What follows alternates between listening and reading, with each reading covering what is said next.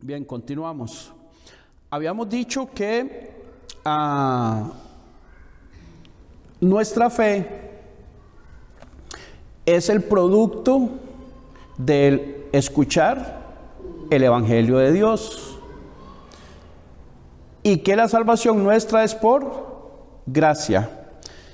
Y habíamos mencionado también que nosotros no hicimos absolutamente nada ni para nuestra salvación, ni por la fe, ni por la gracia, ninguna obra, porque la gracia es dada por Dios, la fe también es dada por Dios. Jesucristo dice que Él vino a buscar lo que se había perdido.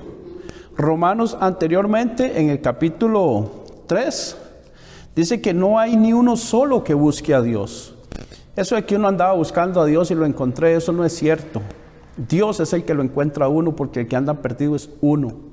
Uno no anda buscando cómo acercarse a Dios, porque la naturaleza pecaminosa, humana, carnal, nunca quiere acercarse a Dios. Lo que quiere más bien es andar sometida al pecado todo el tiempo. Entonces nosotros no hicimos absolutamente nada, ni siquiera nuestra fe es producto de nuestro propio esfuerzo. Es la que Dios provee por medio del Evangelio de Jesucristo cuando lo escuchamos, y esa fe la produce Jesucristo en nosotros. Entonces hasta la fe la produce Él.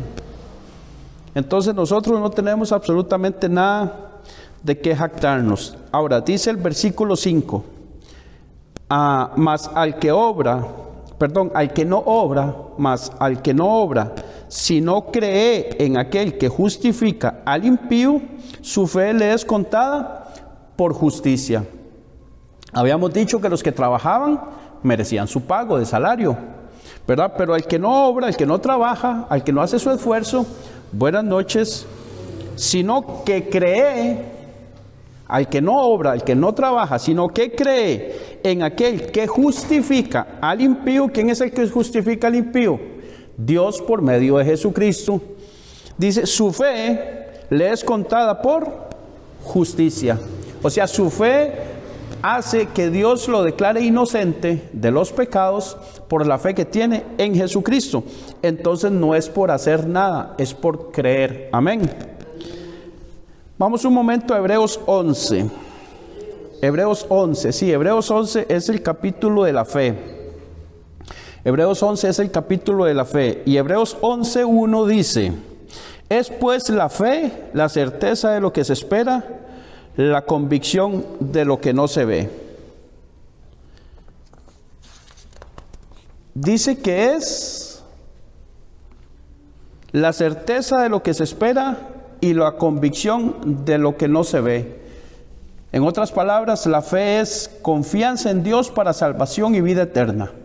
Porque recordemos que hay otros tipos de fe. ¿Cómo cuáles?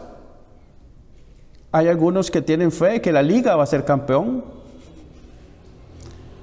Hay algunos que tienen fe en importadora monje. Otras personas le tienen fe a la medallita. Otras personas tienen fe en el presidente de la República. Hay fe en diferentes autoridades, policía, jueces, fiscales. En muchas personas. En el jefe del trabajo tiene fe que le va a aumentar. Pero dice que la fe es la certeza de lo que se espera. La palabra certeza en griego significa la garantía. ¿La garantía de qué? De la promesa dicha por Dios. No es cualquier promesa, es lo que Dios prometió. ¿Y qué nos prometió Dios a nosotros? Salvación y vida eterna. Entonces, la certeza que nosotros tenemos por esa fe que produce Jesucristo es la garantía de que esa promesa se va a cumplir. Es la garantía de lo que dice la palabra de Dios. Y la palabra convicción dice que es la certeza de lo que se espera y la convicción de lo que no se ve. La palabra convicción significa prueba.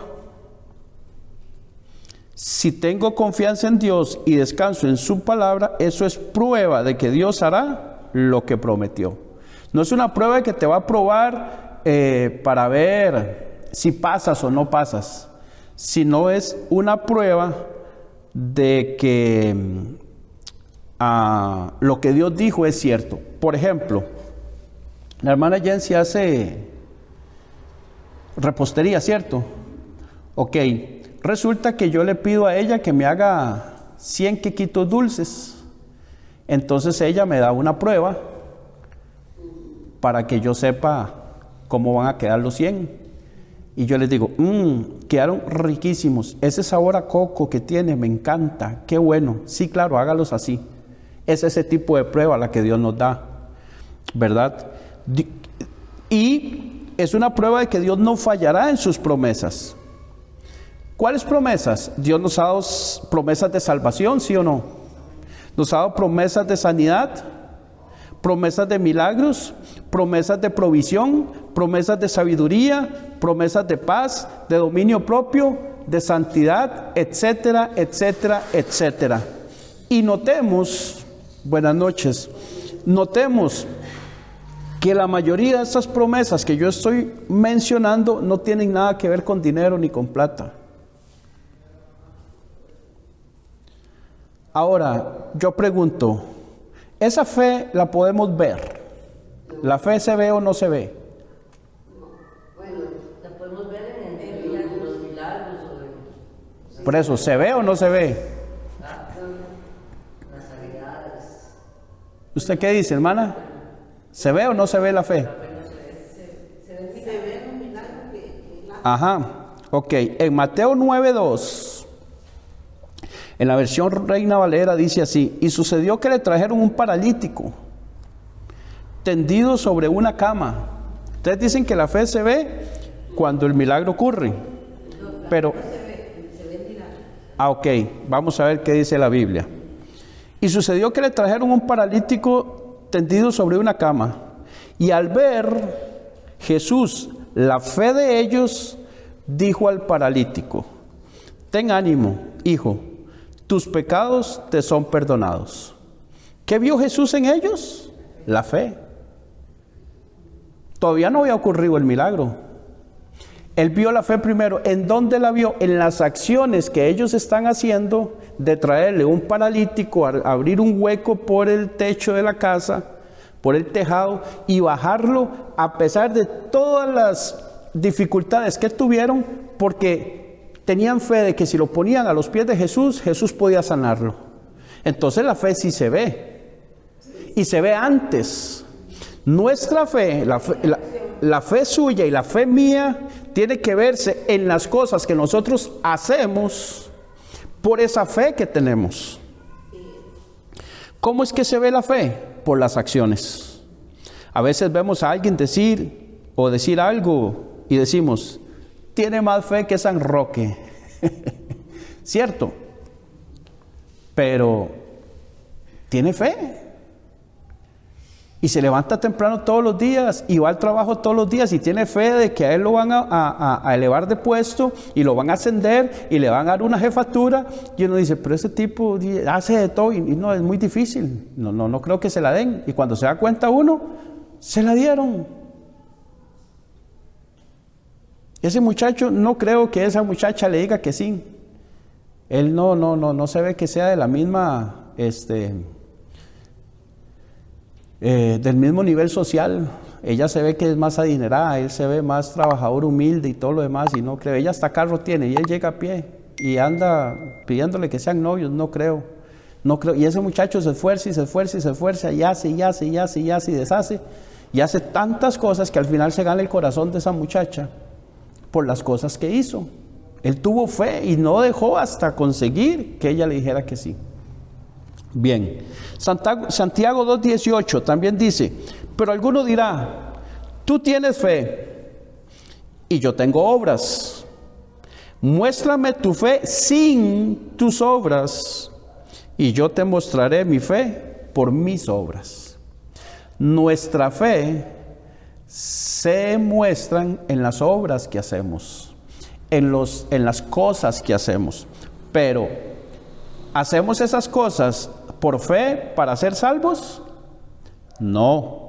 sino que como ya somos salvos y tenemos fe, entonces hacemos las cosas que hacemos por la fe que tenemos en Dios. ¿Para qué? Para sanidades, para milagros, para provisión, para sabiduría, para paz, para dominio propio, para pedirle por otros hermanos, para pedirle por la salud del niño, para pedirle por el trabajo de la compañera, para pedirle por la salud de la abuela, para pedirle por lo que sea, ¿verdad? Entonces, esa fe de nosotros tiene que verse ¿en qué? En las acciones nuestras. Juan 14:11 dice: creedme que yo soy en el Padre. Está hablando Jesús. Creedme que yo soy en el Padre. Juan 14:11. Juan, el Evangelio de Juan 14:11. Creedme que yo soy en el Padre y el Padre en mí. De otra manera, creedme por las mismas obras. ¿Por qué Jesús hacía tantos milagros en aquel tiempo? Para que creyeran en Él. Pero los milagros iban acompañados del Evangelio. Siempre.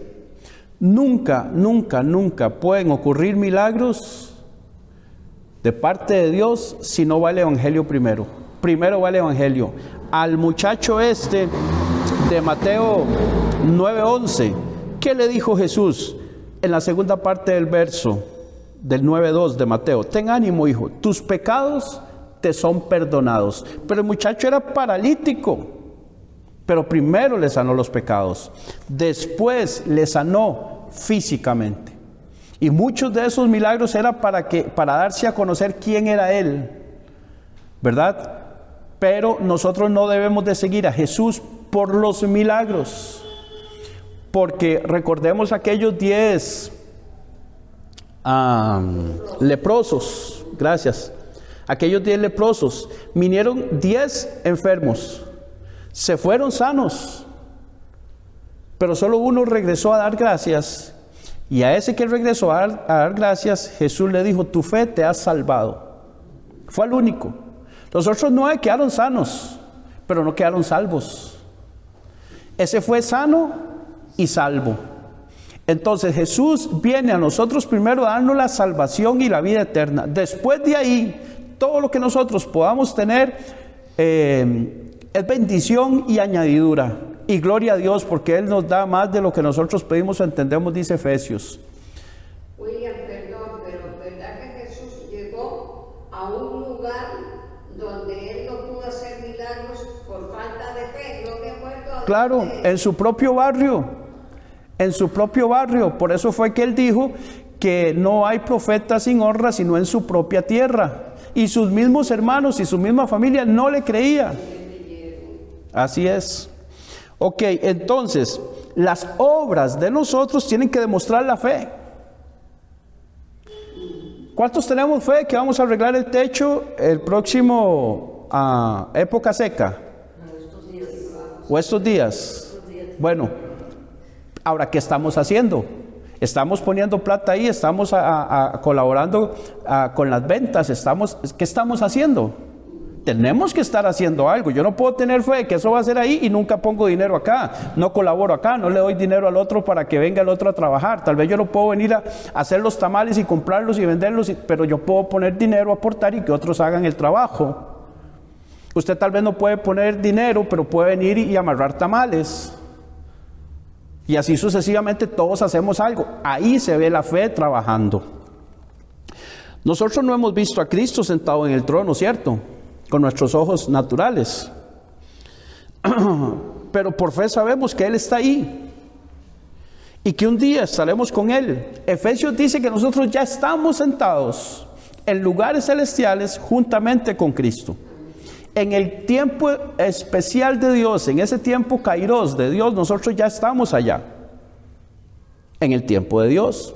Pero en el tiempo nuestro, cronos, humano, nosotros estamos aquí, sentados en esa silla y yo aquí al frente. Pero por fe nosotros ya estamos con Él. Amén. Pero eso todavía no lo hemos visto con nuestros ojos. Ahora, ¿qué hacemos?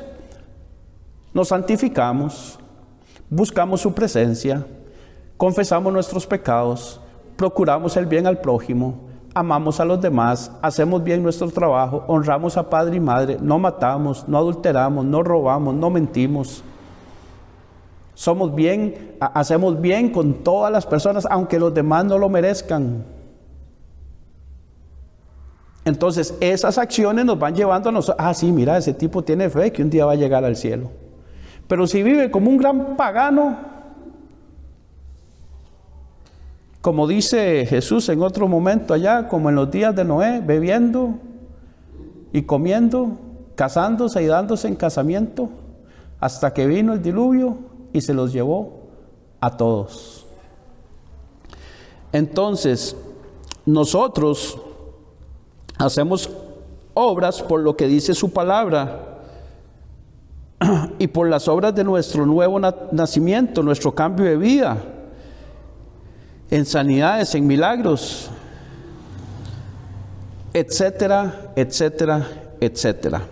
Ahora, en ese mismo pasaje de Hebreos 11, dice que Abel tuvo fe, que Enoc tuvo fe, que Noé tuvo fe, etcétera. Y ahí menciona otro poco más. Ahora al final probablemente los veamos.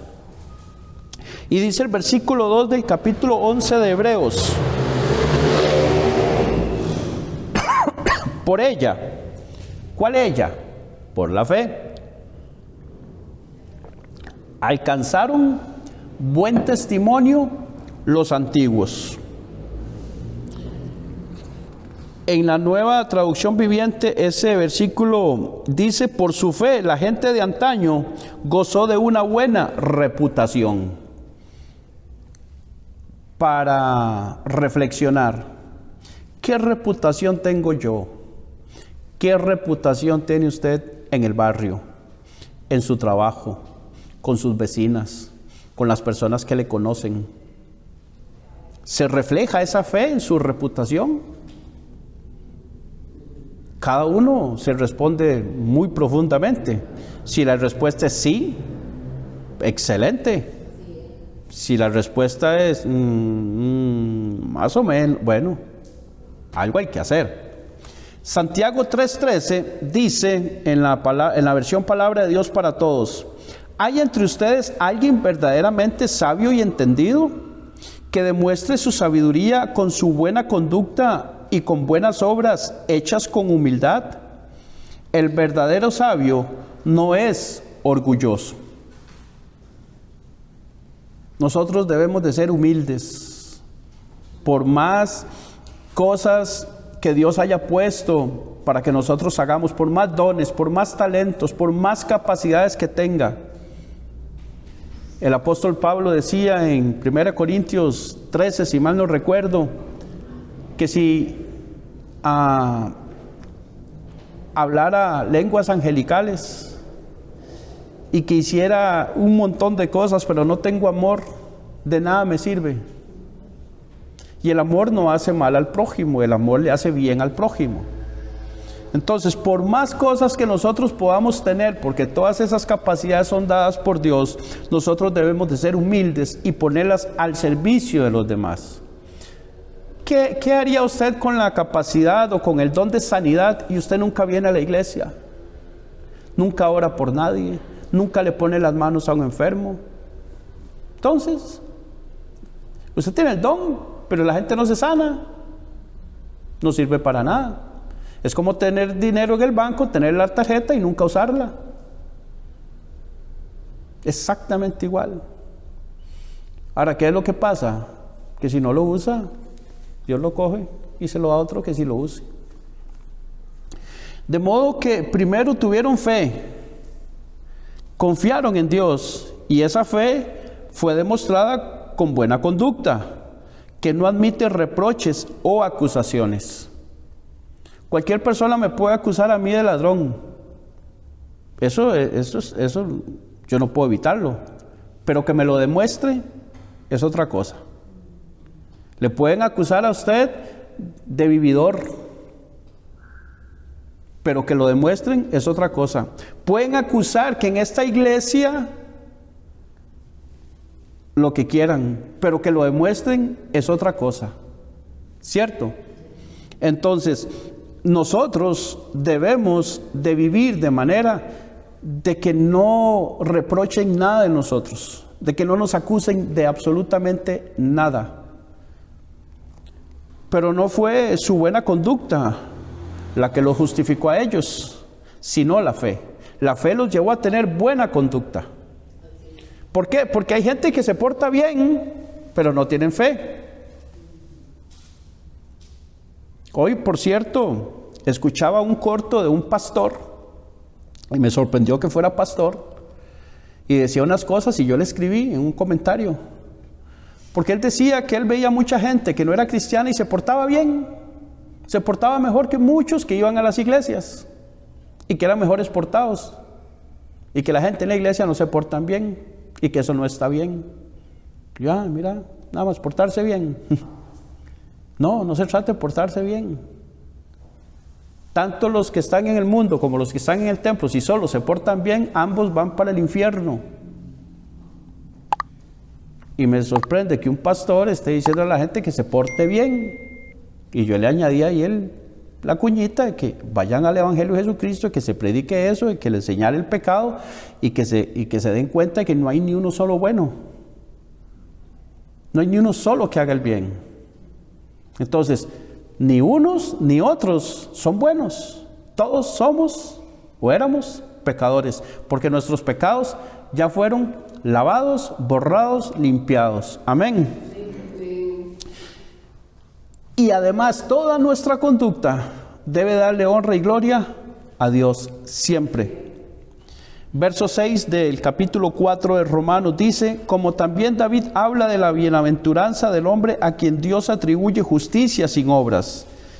Verso 7, diciendo: bienaventurados aquellos cuyas iniquidades son perdonadas y cuyos pecados son cubiertos. Verso 8, bienaventurado el varón a quien el Señor no inculpa de pecado. David también habla acerca de lo dichoso que es el hombre a quien Dios le otorga, le regala, le ofrece y le da la salvación, su justificación, su declaración de inocente, su declaración de no culpable, que no tiene pecado, sin hacer nada para conseguirlo, solamente creyendo. Y eso ya lo habla David en el Salmos 32. El apóstol Pablo lo está citando. Y el Salmo 32 en la versión Palabra de Dios para Todos dice, 32, 1 y 2 dice: qué afortunados son aquellos rebeldes a quienes Dios les perdona sus pecados. Qué afortunados son los que el Señor considera inocentes, porque no mintieron en cuanto a sus pecados. ¿Qué significa que los considera inocentes? Los considera justos, los justifica inocentes, no culpables, porque no mintieron en cuanto a sus pecados. O sea, los reconocieron: sí, soy pecador, tengo este problema, necesito de un Salvador que venga, me limpie y me cambie porque yo no puedo. Eso es lo que está diciendo este versículo. Y dice: dichosos, bienaventurados, afortunados, dice esta versión. Recordemos la historia de David y Betsabé en 2 de Samuel capítulo 11 y 12, que este muchacho David ve a la mujer de Urías bañándose, la manda a traer, le gusta mucho porque es muy bonita, comete un pecado sexual con ella. Luego manda a matar al esposo porque no le salieron todas las tretas que hizo. Y después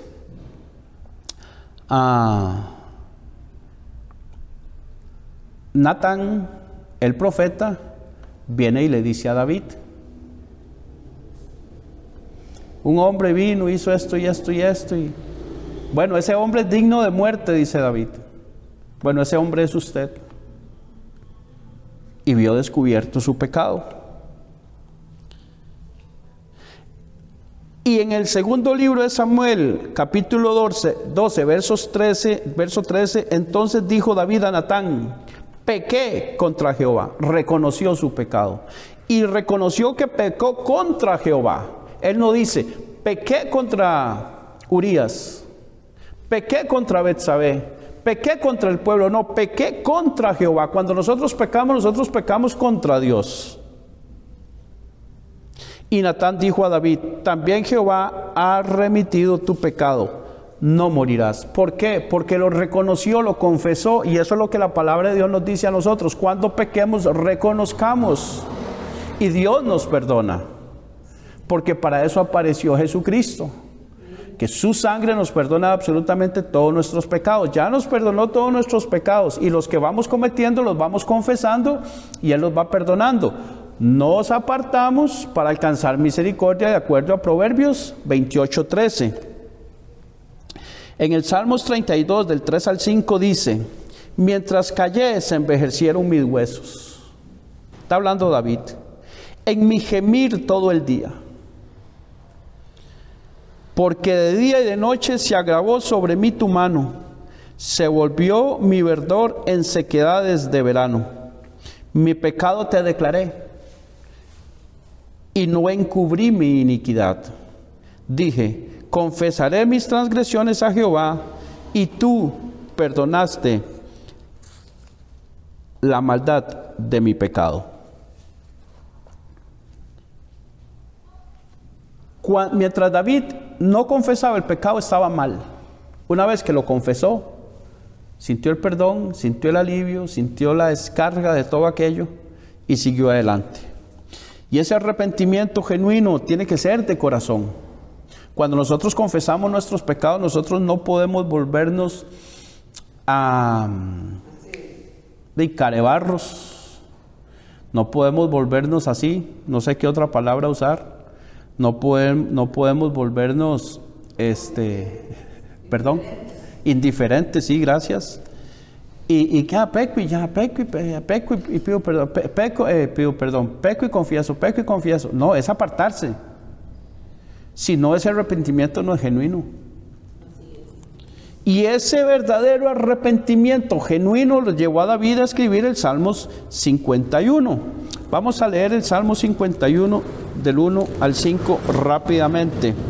Dice así: ten piedad de mí, oh Dios, conforme a tu misericordia, conforme a la multitud de tus piedades, borra mis rebeliones, lávame más y más de mi maldad y límpiame de mi pecado, porque yo reconozco mis rebeliones y mi pecado está siempre delante de mí. Contra ti solo he pecado y he hecho lo malo delante de tus ojos, para que seas reconocido justo en tu palabra y tenido por puro en tu juicio. He aquí en maldad he sido formado, y en pecado me concibió mi madre. Usted puede leerlo después completo en su casa si gusta, pero él confiesa el pecado, lo reconoce, y David nunca más vemos en la Biblia que volvió a cometer el pecado de adulterio. Nunca más. Al final de los días de David, que estaba ya viejito, le llevaban una doncella, una joven bien hermosa, para que durmiera a los pies de él y le calentara los pies, porque ya estaba tan mayor que le daba mucho frío. Y entonces ella llegaba y le abrazaba los pies, y él nunca la tocó, nunca más. Y era doncella y estaba ahí, se la habían puesto, pero él aprendió la lección. Amén. Primera de Juan 1:8, en la traducción del lenguaje actual dice: si decimos que no hemos pecado, nos engañamos a nosotros mismos y no decimos la verdad. Nosotros tenemos que reconocer cuando fallamos, y nuestra conciencia nos lo marca, pero es así, inmediatamente. ¿Por qué? Porque el Espíritu de Dios que está en nosotros nos dice, nos redarguye. ¿Sí o no? Amén. Ok, ahora verso 9 del capítulo 4 de Romanos. Pregunta: ¿es pues esta bienaventuranza solamente para los de la circuncisión o también para los de la incircuncisión? Porque decimos que a Abraham le fue contada la fe por justicia. O sea, lo que acabamos de ver, ¿es solo para los judíos o también para los gentiles? es para todos, judíos y gentiles. Veámoslo en el verso 10. ¿Cómo pues le fue contada? Pregunta. ¿Estando en la circuncisión o en la incircuncisión? No en la circuncisión, sino en la incircuncisión. O sea, no había sido circuncidado. Le fue contada su fe, su confianza para ser declarado sin pecado estando en incircuncisión, o sea, siendo un pagano, sin circuncidar. De hecho, Abraham creyó a Dios y hasta después fue que Dios le cambió el nombre a Abraham, porque cuando lo llamó de la tierra de Ur, de los caldeos, que él salió de una con su esposa, con Lot y con algunos de sus sirvientes y con algunas cosas que él salió de ahí, él se llamaba Abraham. Y desde ahí ya le creyó y era sin circuncidar. Hasta después fue que él se circuncidó.